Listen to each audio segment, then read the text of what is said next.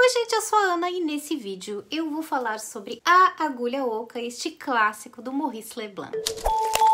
A Agulha Oca é o terceiro livro do Maurice Leblanc com Arsène Lupin, esse personagem que conquistou uma geração de fãs com a série Lupin da Netflix, estrelando o maravilhoso Omar Sy. A série não é uma adaptação literal de nenhum livro em particular do Lupin, mas é altamente inspirada no personagem e nas histórias dele, e por conta disso muita gente se interessou em conhecer os contos e romances que o francês Maurice Leblanc escreveu lá no começo do século XX. Esse romance em particular aqui, A Agulha Oca, como eu disse, vai ser o terceiro livro com Lupin, foi publicado em 1909 e eu recentemente comprei essa linda edição aqui da Zahar, que é a edição bolso de luxo, acabou de ser lançada e vai se juntar a este outro livrinho que eu tenho aqui da mesma coleção, Arsène Lupin contra Sherlock Holmes. Inclusive, quem quiser saber um pouquinho mais sobre este livro aqui, Arsène Lupin contra Sherlock Holmes, que é o livro anterior a esse daqui na bibliografia de Lupin, eu vou deixar o card aqui em cima pro vídeo que tem no canal, onde eu conto um pouquinho sobre essa história aqui sem spoilers. Lembrando também que quem se interessar pelo livro ou e-book dessas edições aqui, tem link para compra aqui embaixo na descrição, e se vocês comprarem pelo link do canal não pagam nada além e me ajudam com uma pequena comissão, e eu obviamente só posso agradecer pelo apoio. Muito obrigada. Então, em A Agulha Oca, Lupin vai ter a oportunidade de usar muitos dos seus disfarces para praticar roubos, então a gente nunca sabe quem ele efetivamente é. A história começa com o roubo de quadros valiosos em um castelo e ela vai progredindo para o que acaba se descobrindo como o segredo da agulha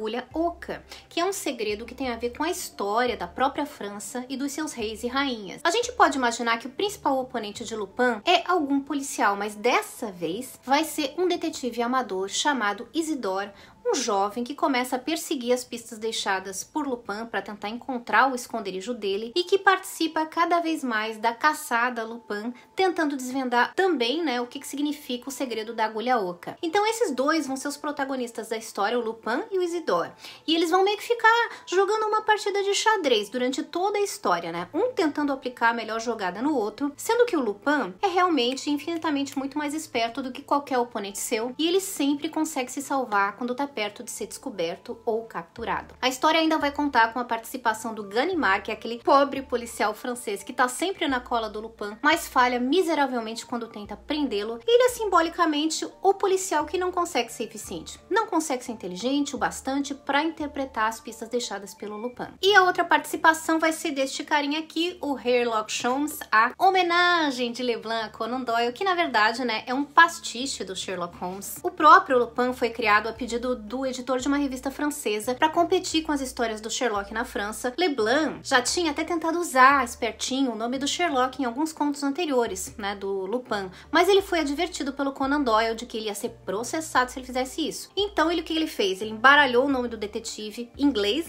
e criou esse personagem para tentar chamar um pouco a atenção para suas histórias, porque na época as histórias do Sherlock Holmes eram um fenômeno literário e os livros eram conhecidos em vários países, então ele queria surfar nessa onda também. Quando a gente olha pro Lupin, a gente percebe algumas características nas histórias. Os planos e fugas dele, por exemplo, nem sempre são assim tão bem explicados, de uma forma tão convincente. Quem já leu outros livros deve ter percebido que Lupin às vezes some assim misteriosamente de algum lugar e depois aparece em outro. As suas aparições são armadas como se fosse um espetáculo mesmo. Parece que ele consegue entrar em qualquer lugar, colocar em prática o seu roubo e depois sumir misteriosamente. A gente até vai entender como ele faz para sumir, depois ali no momento da história, mas nem sempre fica muito claro. Esse é um dos pontos que distanciam as histórias dele das histórias do Sherlock Holmes, porque Sherlock é muito analítico. Seus casos são sempre muito bem explicados, racionais, e o que nos surpreende é justamente essa astúcia de descobrir um jeito engenhoso de explicar o mistério. Mas no caso do Lupin, a primeira coisa é que ele é um personagem que não tá a favor da lei, porque ele é um ladrão que rouba dos ricos. Segundo, porque o que é importante nas histórias do Lupin, a meu ver, óbvio, é algo que o Sherlock não tem, que é o humor do personagem,